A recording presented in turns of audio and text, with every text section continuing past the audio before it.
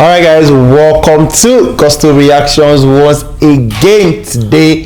Thank you so much for always liking, for sharing, subscribing, for telling everyone about what we do right here at Coastal TV. I've got the one, the only, Lala in the building once again.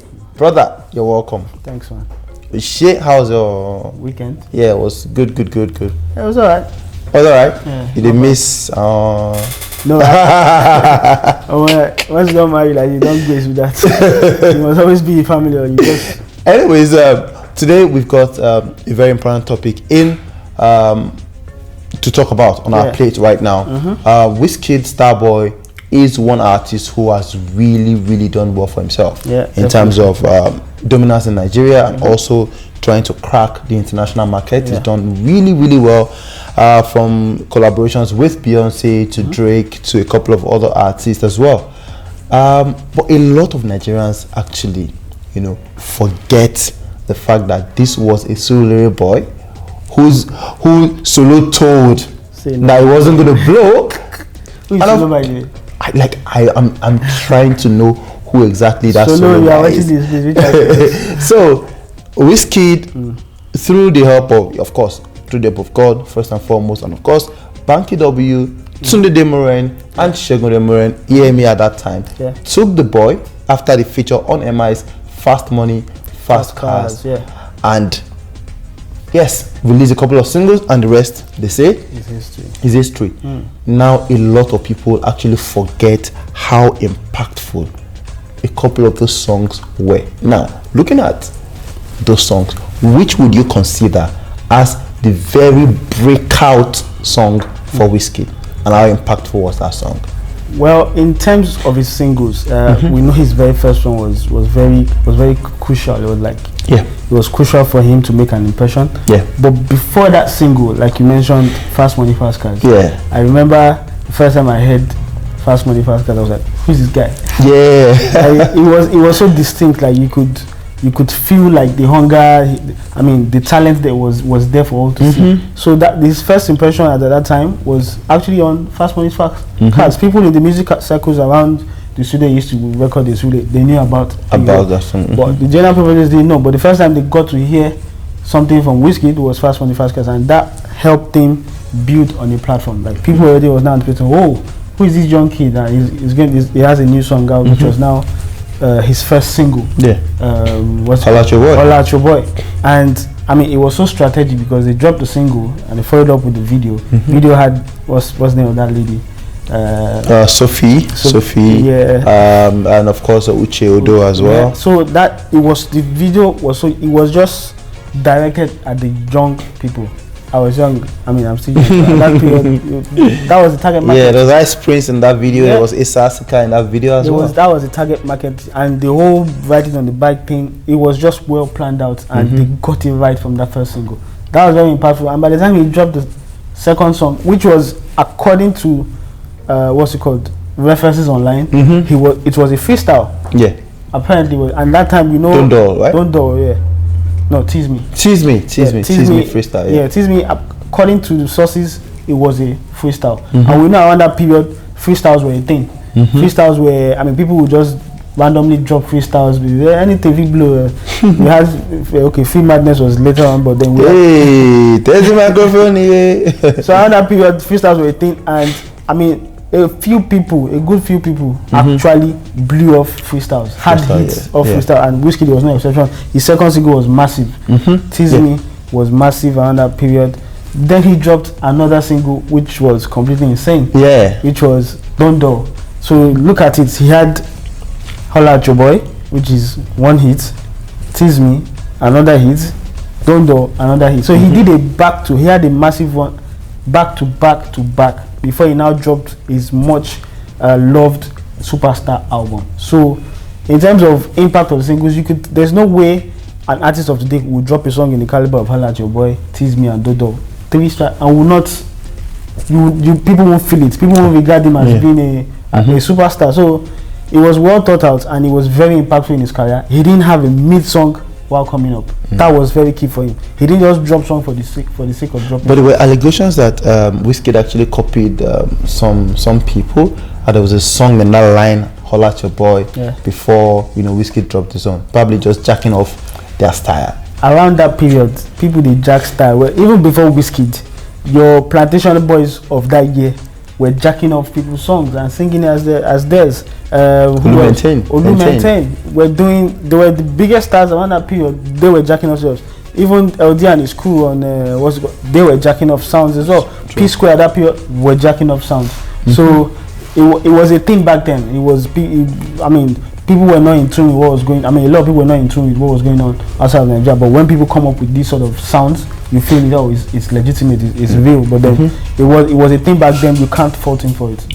When you heard Holla at Your Boy for the very first time, now shout out to DV and of course DJ Clem on that one. When you heard that song for the very first time, was that the song that convinced you that Wizkid was going to be a major superstar? Well, at that period, the first attention I got, I caught wind of Wizkid was Fast Money Fast Cars. I remember when Album wanted to drop that album, there was like a snippet. Oh, MI, right? Yeah, MI did a snippet of, every track had a snippet, so he just merged everything together as promo for the album. So while I was listening to it, the first thing that came up was that Fast Money. If you get money, that was the first thing that came. Immediately you registered in my mind, who is this guy?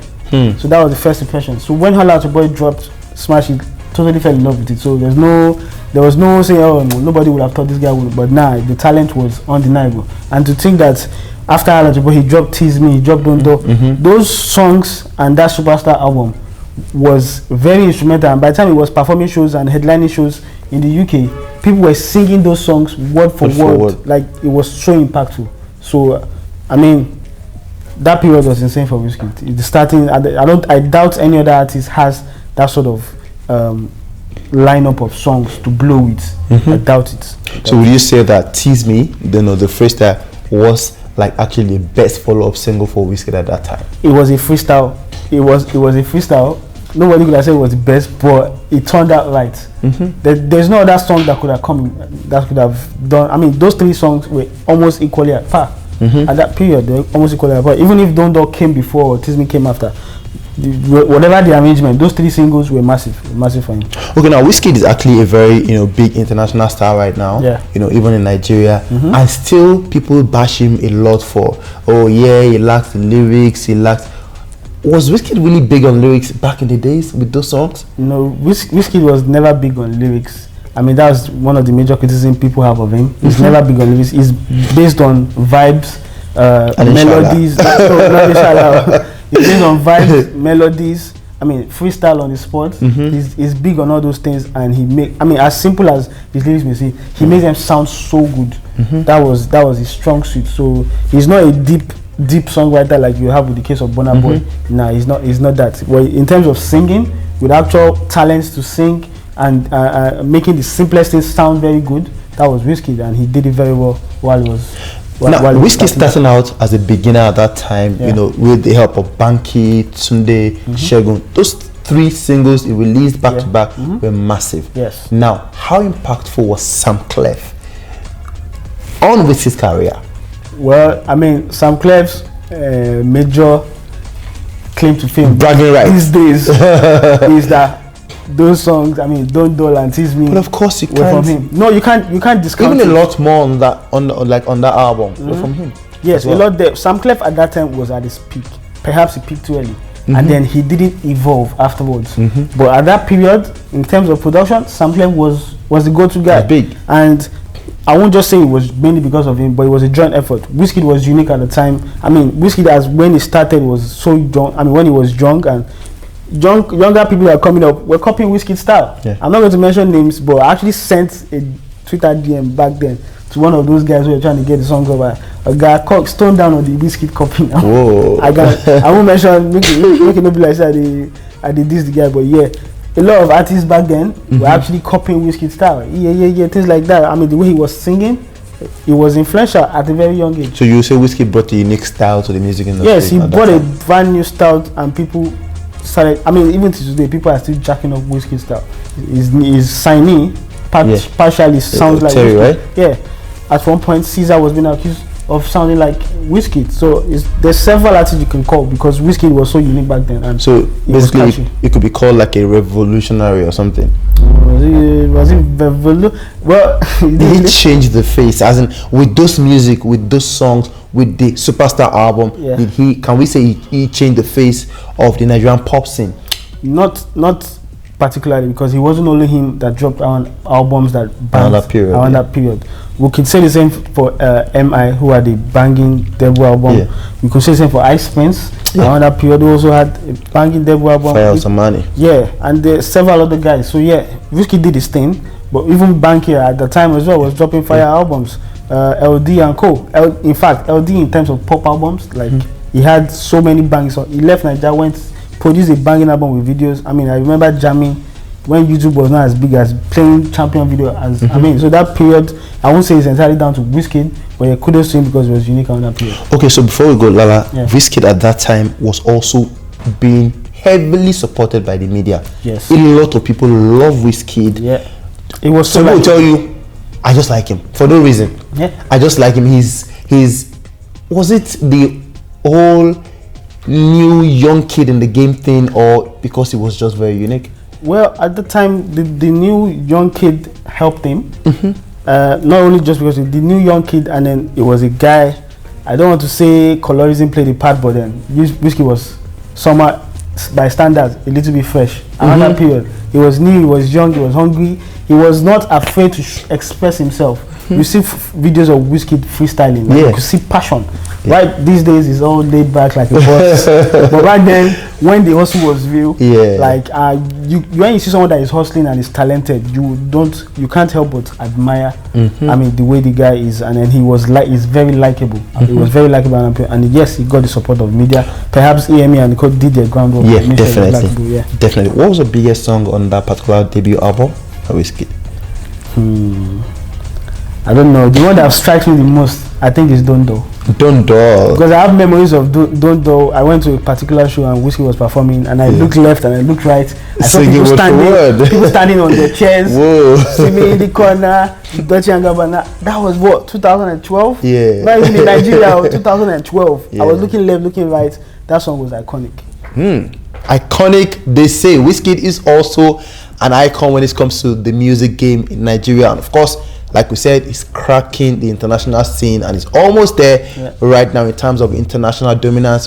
What else can we say about the Starboy Wizkid taking Afrobeat to the world, courtesy of his talent and of course the grace of God upon his life, with several other Nigerian artists, Davido, there's Burna Boy, there's Tiwa, there's a whole lot of other people, but of course we have to recognize Wizkid's influence, Wizkid's impact of those songs on his career. Like Lala said, those songs actually helped him to get like a strong foot. Yes, had one foot gone, like exactly that. In the industry. Guys, what do you think about those songs? Don't Doll, Tease Me, and of course Holla at Your Boy? How impactful were those songs on Wizkid's career till date? I mean, the guy is still going really, really strong. Mad strong. Let us have your comment, and of course we will reply to every one of you. We'll see you on the next reaction. Peace.